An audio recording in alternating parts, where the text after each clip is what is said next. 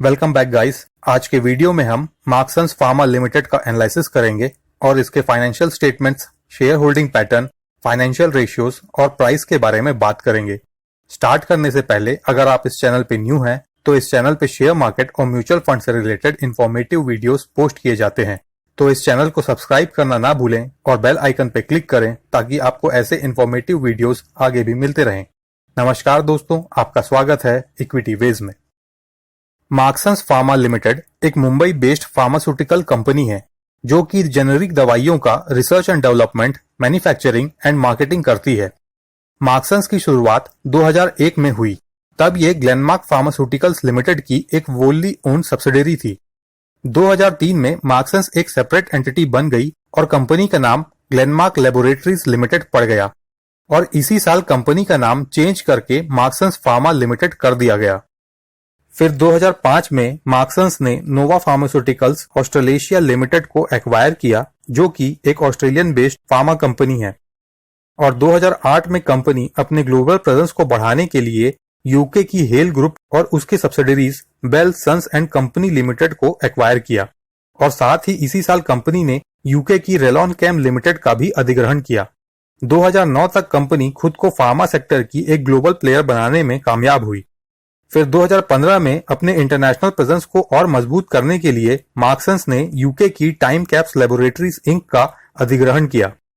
Company के management team की बात करें तो मार्क्संस के चेयरमैन एंड मैनेजिंग डायरेक्टर हैं मिस्टर मार्क सल्दाहा और वोल टाइम डायरेक्टर हैं मिसेस सैंड्रा सल्दाहा। मार्क्संस फार्मा के 3 मैन्युफैक्चरिंग यूनिट्स हैं, जिनमें से 2 मैन्युफैक्चरिंग यूनिट्स फॉरेन कंट्रीज में हैं। मार्क्संस फार्मा का Goa manufacturing unit soft gelatin capsules and tablets का एशिया का सबसे बड़ा मैन्युफैक्चरिंग फैसिलिटी है। मार्क्संस का सेकंड मैन्युफैक्चरिंग फैसिलिटी यूके के साउथ पोर्ट में है। इस मैन्युफैक्चरिंग फैसिलिटी में नॉन स्टेराइल लिक्विड्स, ऑइंटमेंट्स और दूसरे पाउडर प्रोडक्ट्स का मैन्युफैक्चरिंग किया जाता है। मार्क्संस का थर्ड मैन्युफैक्चरिंग यूनिट यूएसए के फार्मिंगडेल में है। इस यूनिट में सॉफ्ट जेल्स, टैबलेट्स और कैप्सूल्स का प्रोडक्शन किया जाता है। इसके अलावा कंपनी ने हाल ही में नवी मुंबई में अपने नए रिसर्च एंड डेवलपमेंट सेंटर की स्थापना भी की है। प्रेजेंटली मार्क्संस 25 कंट्रीज में अपने प्रोडक्ट सप्लाई करते हैं और कंपनी का मेन मार्केट है US, north America, UK, Europe, Australia and New Zealand और कंपनी का 90% से ज्यादा रेवेन्यू इन्हीं एरियाज से आता है। मार्क्संस 10 सेगमेंट में अपने प्रोडक्ट्स ऑफर करते हैं और कंपनी के प्रोडक्ट पोर्टफोलियो में सबसे ज्यादा रेवेन्यू पेन मैनेजमेंट मेडिसिन और ऑइंटमेंट से आता है। इसके अलावा रेवेन्यू में cardiovascular systems, cough and cold, central nervous system और एंटी डायबिटिक मेडिसिन का कंट्रीब्यूशन भी काफी अच्छा है। कंपनी के प्रोडक्ट पोर्टफोलियो में 500 से ज्यादा मेडिसिन हैं और इसके अलावा बहुत सारे मेडिसिन अंडर अप्रूवल हैं। मार्क्संस के बिजनेस मॉडल की बात करें तो कंपनी अपने various manufacturing and R&D facilities में मेडिसिन का रिसर्च एंड डेवलपमेंट और मैन्युफैक्चरिंग करती है, फिर अपने सब्सिडरीज के थ्रू ग्लोबल मार्केट में इन मेडिसिन की मार्केटिंग एंड डिस्ट्रीब्यूशन करती है। इस तरह से कंपनी थर्ड पार्टी एजेंट्स को एलिमिनेट करके हायर मार्जिन कमाती है। मार्क्संस की रेवेन्यू मिक्स की बात करें तो कंपनी के रेवेन्यू का 46% ओवर द काउंटर मेडिसिन से आता है। Over the counter medicine means वो मेडिसिन जिसे आप बिना डॉक्टर के प्रिस्क्रिप्शन के भी मेडिकल स्टोर से खरीद सकते हैं, जैसे कि pain balms, ointments, pain relief sprays etcetera, और बाकी का 54% रेवेन्यू प्रिस्क्राइब्ड मेडिसिन से आता है। अब बात करते हैं कंपनी के शेयर प्राइस का। इसका 52 वीक हाई है 27 रुपीज और इसका 52 वीक लो है 10 रुपीज। इसका करंट मार्केट प्राइस है 20 रुपए का और इसका मार्केट कैप है 840 करोड़। ये एक स्मॉल कैप कंपनी है और इसका बुक वैल्यू है 14 रुपीज का। इसका प्राइस टू बुक वैल्यू है 1.43 का, यानी कि कंपनी अपने बुक वैल्यू से 40% के प्रीमियम पे ट्रेड कर रही है। स्टॉक का पीई रेशियो है 10 का, जबकि इंडस्ट्री पीई 11.5 से ज्यादा का है। यहाँ कंपनी का पीई इंडस्ट्री पीई के आसपास ही है। कंपनी का ROE 15% का है और ROCE 18.5% से ऊपर है, जो कि मार्केट स्टैंडर्ड के हिसाब से अच्छा है। ROE को डीपली चेक करें तो आप देख सकते हैं कि 2018 तक एनुअल ROE काफी कम था, जो कि मार्च 2019 क्वार्टर के बाद से 14% के आसपास है। और ROCE की बात करें तो ROCE जो कि 2018 तक कम था, वो भी मार्च 2019 क्वार्टर के बाद से 19% के आसपास है। कंपनी का डेट टू इक्विटी रेशियो 0.13 है, जो कि बहुत ही अच्छा है। बट यहाँ मैं आपसे एक बात बताना चाहता हूँ। रियल एनालिसिस करते वक्त मैं कंपनी द्वारा प्रोवाइडेड फाइनेंशियल स्टेटमेंट्स का यूज करता हूँ और स्क्रीनर वेबसाइट का यूज मैं वीडियो बनाने और सिंप्लिसिटी के लिए करता हूँ। यहाँ स्क्रीनर वेबसाइट पे कंपनी का डेट टू इक्विटी रेशियो 0.13 और डेट 74 करोड़ शो हो रहा है। बट कंपनी के रीसेंट क्वार्टरली रिजल्ट के अनुसार कंपनी ने अपना सारा डेट पे कर दिया है और कंपनी एक डेट फ्री कंपनी बन गई है। कंपनी का डिविडेंड यील्ड है 0.24%। कंपनी का डिविडेंड यील्ड हमें इसलिए भी देखना चाहिए ताकि हमें ये पता लग सके कि कंपनी अपने लॉन्ग टर्म इन्वेस्टर्स को कैसा रिवॉर्ड दे रही है। कंपनी 2014 से रेगुलरली डिविडेंड दे रही है और रीसेंट डिविडेंड सितंबर 2019 में दिया गया था। हालांकि कंपनी का डिविडेंड पे आउट काफी कम है, स्टिल डिविडेंड पे करना कंपनी के इमेज के लिए पॉजिटिव है। डिविडेंड के बाद अब हम कंपनी के शेयर होल्डिंग पैटर्न को चेक करते हैं।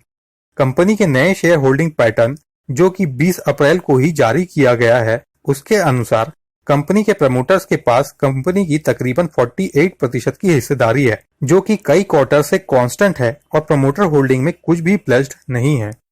प्रमोटर्स के अलावा ऑल्टरनेट इन्वेस्टमेंट फंड्स के पास 0.24% की हिस्सेदारी है और फॉरेन पोर्टफोलियो इन्वेस्टर्स के पास लगभग 2.5% की होल्डिंग है। फॉरेन इन्वेस्टर्स के अलावा फाइनेंशियल इंस्टीट्यूशंस और बैंक्स 0.5% से ज्यादा शेयर्स होल्ड करते हैं और बॉडीज कॉर्पोरेट यानी कि दूसरे कॉर्पोरेट हाउसेस के पास 2% की होल्डिंग है और क्लियरिंग मेंबर्स के पास 1.4% शेयर्स हैं। इसके अलावा नॉन रेसिडेंशियल इंडियंस के पास 0.25% की होल्डिंग है और HUF यानी कि हिंदू अनडिवाइडेड फैमिली के पास भी 0.2% की होल्डिंग है और बाकी के बचे हुए 41% से ज्यादा शेयर्स हम जैसे छोटे रिटेल निवेशकों के पास हैं। किसी भी कंपनी के शेयर होल्डिंग में इतना हाई रिटेल पार्टिसिपेशन अच्छा नहीं माना जाता। इसके अलावा आप यहाँ ये भी देख सकते हैं कि म्यूचुअल फंड का कंपनी में कोई भी होल्डिंग नहीं है। ये भी एक चिंता की बात है। चलिए तो अब हम कंपनी के क्वार्टरली रिजल्ट्स चेक करते हैं। क्यू ऑन क्यू बेसिस पे सेल्स और ऑपरेटिंग प्रॉफिट दोनों ही इंक्रीज हुआ है। दिसंबर 2019 क्वार्टर में ऑपरेटिंग प्रॉफिट मार्जिन भी 16% है, जो कि पिछले कई क्वार्टर्स के कंपैरिजन में हाईएस्ट है। क्यू ऑन क्यू बेसिस पे नेट प्रॉफिट भी इंक्रीज हुआ है। अब YOY बेसिस पे देखें तो यहाँ भी कंपनी ने नेट सेल्स और ऑपरेटिंग प्रॉफिट में अच्छा परफॉर्म किया है और YOY बेसिस पे नेट प्रॉफिट भी 5 करोड़ से इंक्रीज हुआ है। ओवरऑल कंपनी के क्वार्टरली नंबर्स काफी इंकरेजिंग लग रहे हैं।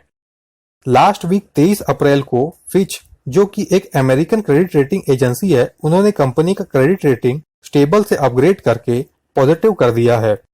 क्वार्टरली रिजल्ट के बाद अब हम कंपनी का एनुअल रिजल्ट चेक करते हैं। 2012 तक कंपनी एक लॉस मेकिंग कंपनी थी और 2013 में इसने पहली बार पॉजिटिव रिजल्ट शो किया, जो कि 2015 तक काफी अच्छे पेस से ग्रो भी हुआ। फिर 2016 में कंपनी का नेट प्रॉफिट डाउन हुआ, जो कि 2017 में और भी नीचे चला गया, जिसका मेन रीजन था लो ऑपरेटिंग प्रॉफिट मार्जिन। फिर 2018 और 2019 में कंपनी वापस ट्रैक पे आई और अपने ऑपरेटिंग प्रॉफिट मार्जिन को वापस इंक्रीज करने में कामयाब हुई। 2019 में कंपनी ने पहली बार 1000 करोड़ का सेल्स फिगर टच किया है। 2019 में कंपनी ने सारे ही एस्पेक्ट्स में 2018 से काफी अच्छा परफॉर्म किया है, जो कि इसके एनुअल रिजल्ट में क्लियरली शो भी हो रहा है। अब कंपनी के बैलेंस शीट पे भी एक नजर डाल लेते हैं। कंपनी का रिजर्व पोजीशन काफी अच्छा है और 2017 से ये कंटिन्यूअसली इंक्रीज हो रहा है। कंपनी का डेट पोजीशन भी 2018 के बाद से डिक्रीज हुआ है। यहाँ current debt position 74 crore show हो रहा है, बट ये डेट पोजीशन सितंबर 2019 क्वार्टर का है। कंपनी द्वारा प्रोवाइडेड दिसंबर 2019 क्वार्टर के स्टेटमेंट में देखें तो आप देख सकते हैं कि कंपनी का नेट डेट पोजीशन अब नेगेटिव में है, यानी कि कंपनी ने अपना पूरा कर्ज पे कर दिया है और कंपनी एक डेट फ्री कंपनी बन गई है। चार्ट्स में देखें तो कंपनी का शेयर प्राइस पिछले कई सालों से अंडर परफॉर्म कर रहा है। 2015 के एंड में शेयर का प्राइस 100 रुपए से ऊपर था, जो कि अब 20 रुपए पे आ गया है। इस प्राइस फॉल के पीछे कई सारे रीजंस थे। फर्स्ट रीजन ये था कि 2015 के एंड में स्टॉक 60 के प्राइस टू अर्निंग रेशियो पे ट्रेड कर रहा था, जो कि बहुत हाई था।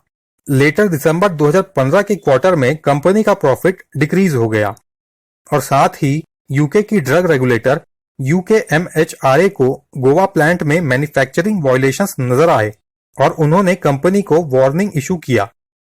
उसके बाद मार्च 2016 में UKMHRA ने गोवा प्लांट में नॉन क्रिटिकल ड्रग्स का मैन्युफैक्चरिंग बैन कर दिया। फिर मार्च 2016 क्वार्टर का रिजल्ट और भी खराब आया। बाद में कंपनी पर से मैन्युफैक्चरिंग बैन तो हट गया, बट उसके बाद भी 2017 कंपनी के प्रॉफिट के लिए काफी बुरा साल रहा। तो इन वजहों से शेयर का प्राइस काफी टाइम तक 35 से 55 के बीच फ्लक्चुएट करता रहा। 2017 के बाद कंपनी का परफॉर्मेंस सुधरने लगा, बट शेयर प्राइस में कोई रिकवरी नहीं आई और वो कंटिन्यूसली स्लाइड होता रहा। अब अगर शॉर्ट टर्म चार्ट देखें तो आप देख सकते हैं कि 12 फरवरी को शेयर का प्राइस 22 रुपए का था। उसके बाद 13 मार्च, 24 मार्च और 25 मार्च को शेयर का प्राइस 10 रुपए टच हुआ और उसके बाद इसमें एक वन साइडेड रैली आई और ये बढ़ के 23 रुपए के ऊपर गया। अभी भी इसका शेयर प्राइस 20 रुपए के आसपास है। ये सारा प्राइस मूवमेंट लास्ट 2 महीने में हुआ है और पिछले 1 महीने में स्टॉक ने 100% से ज्यादा का रिटर्न दिया है। तो एनालिसिस के बाद मुझे ये समझ आ रहा है कि कंपनी का बिजनेस अब वापस से ट्रैक पे आ गया है और कंपनी का रेवेन्यू 2019 में पहली बार 1000 करोड़ को क्रॉस किया। कंपनी का प्रोडक्ट रेंज काफी बड़ा है और इंटरनेशनल मार्केट में इनका प्रेजेंस भी बहुत अच्छा है। Recently company debt free company बन गई है, बट ये सब के बावजूद लॉन्ग टर्म इन्वेस्टर्स को अपने इन्वेस्टमेंट पे फायदा नहीं मिल पाया है और उसके विपरीत जिन निवेशकों ने हाल फिलहाल में कंपनी में इन्वेस्टमेंट किया है वो काफी अच्छा प्रॉफिट कमा रहे हैं। अब आगे कंपनी अपने ग्रोथ को ट्रैक पे रख पाती है या नहीं, इस पे कंपनी का फ्यूचर डिपेंड करता है। मैंने वीडियो में कंपनी के सारे नेगेटिव और पॉजिटिव एस्पेक्ट्स को कवर करने का पूरा कोशिश किया है। ये वीडियो मैंने एजुकेशनल पर्पस के लिए बनाया है, इसलिए मैं इसमें आपको कोई रिकमेंडेशन नहीं दे रहा हूं। आई होप कि वीडियो में दिए हुए इंफॉर्मेशन की मदद से आप खुद बाय, सेल या होल्ड करने का डिसीजन ले पाएंगे। आशा करता हूं कि आपको यह वीडियो पसंद आया होगा। इस चैनल को सब्सक्राइब करना ना भूलें और बेल आइकन पे क्लिक करें। मिलते हैं नेक्स्ट वीडियो में। Till then, take care, bye bye.